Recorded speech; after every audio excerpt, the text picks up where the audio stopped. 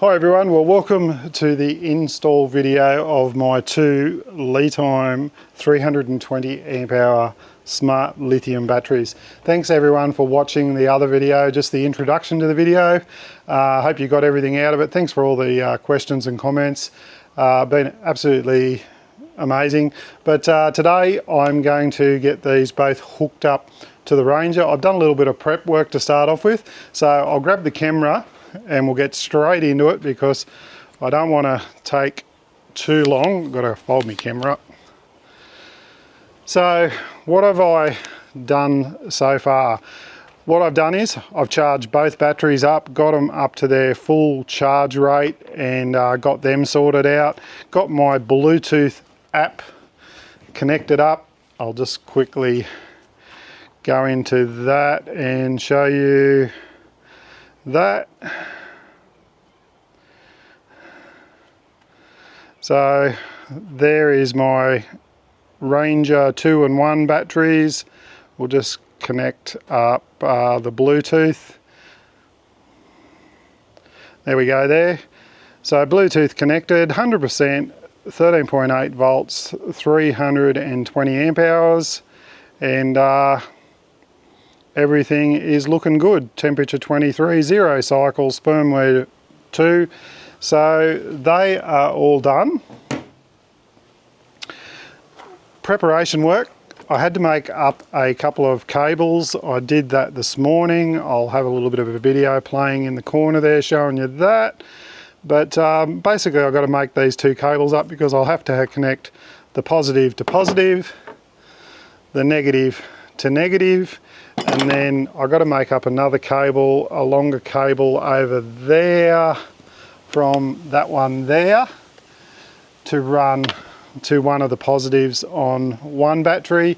My negative one will be long enough so I won't have to change that because this battery here was up in the corner there. The new batteries are going down in the far corner just so they're a bit closer to the front of the tub and it'll give me more room at the back of the Ranger here. So what I've done, I was going to build a box, went out to Bunnings, and I'm always, when I go out to Bunnings, I start thinking. I found this little tub that was the right width for the battery, so I've put a little rubber mat in the bottom of it to cushion the battery, and I've cut it in half and then slipped it together, put some holes through it, zip tied it together so it's nice and strong. Doesn't have to be waterproof or anything because it's covered over there. And what I've done is I've drilled some holes already through here.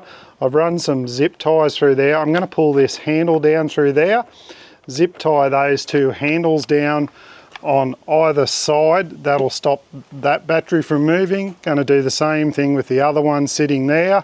And of course the two batteries will be connected together by cables.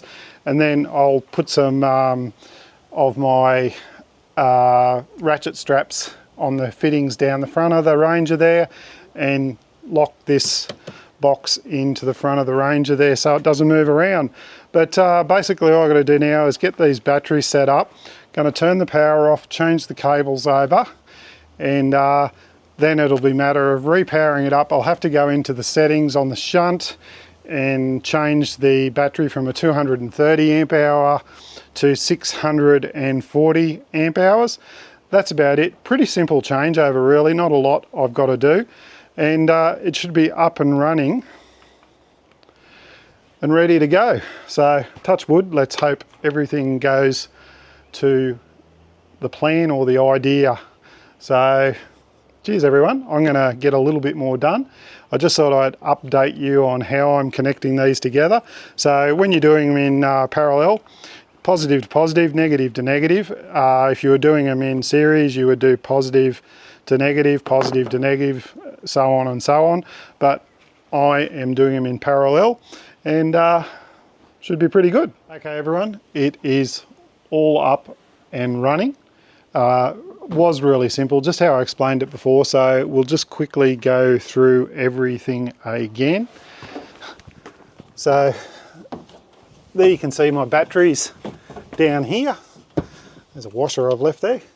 Got the two batteries put together, black to black, red to red, one positive running off here. Didn't have to change that cord, it was long enough. It's out of the road of everything. And the negative one is running over to this battery here. Good idea not to have the positive and the negative running off the same battery. So you've got one on this one, and you've got my good heavy leads on here now to handle any amperage that I may be taking out through my inverter. Nice and solid. As I said, I've zip tied the two batteries down through the sides here on either side. This tub is secured in there now. I have fixed it down to the back of the tray of the ute, so it won't go anywhere. The batteries aren't going to go anywhere. If I need any other protection, I will make it and put it over it.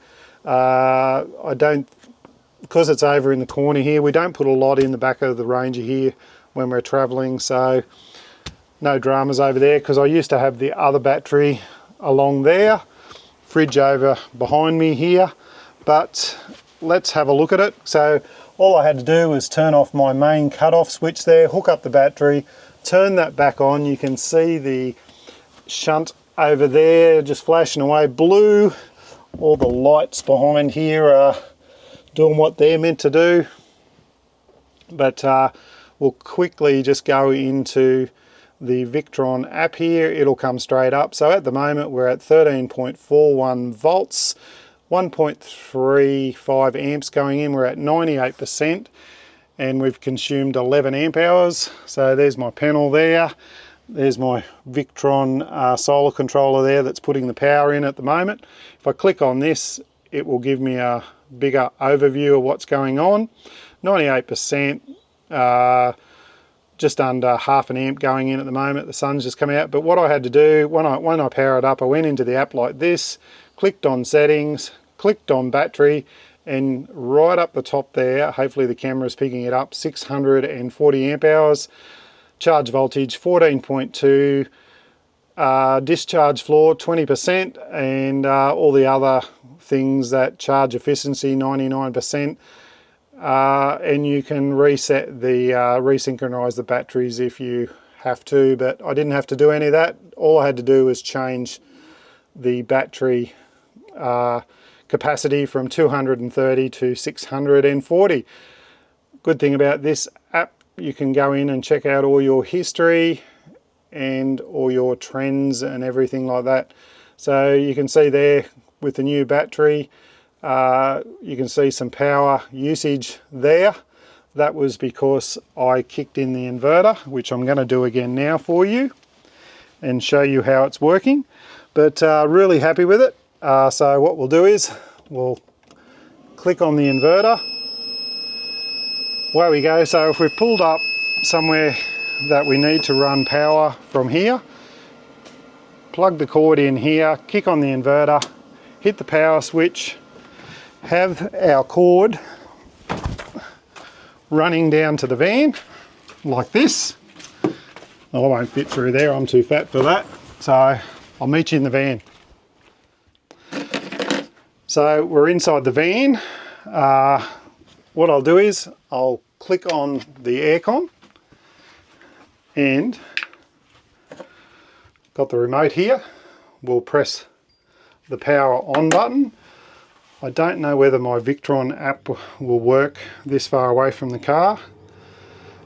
I'll soon see. Yes, it does. So there we go there.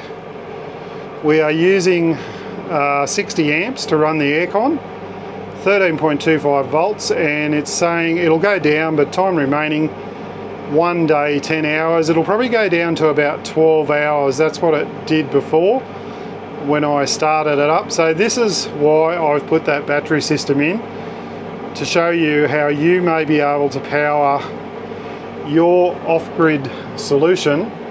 So got the aircon running in the van from the vehicle, 640 amp hours.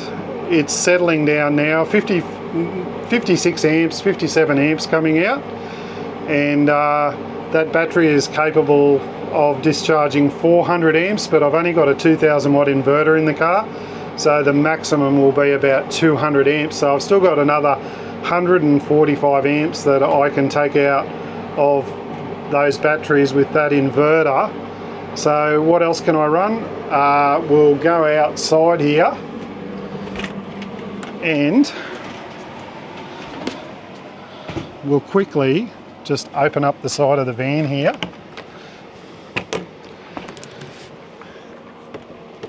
And we will pull out this, because recently I just put an induction cooker in. So most of these draw about 1200 watts. So we'll plug that in.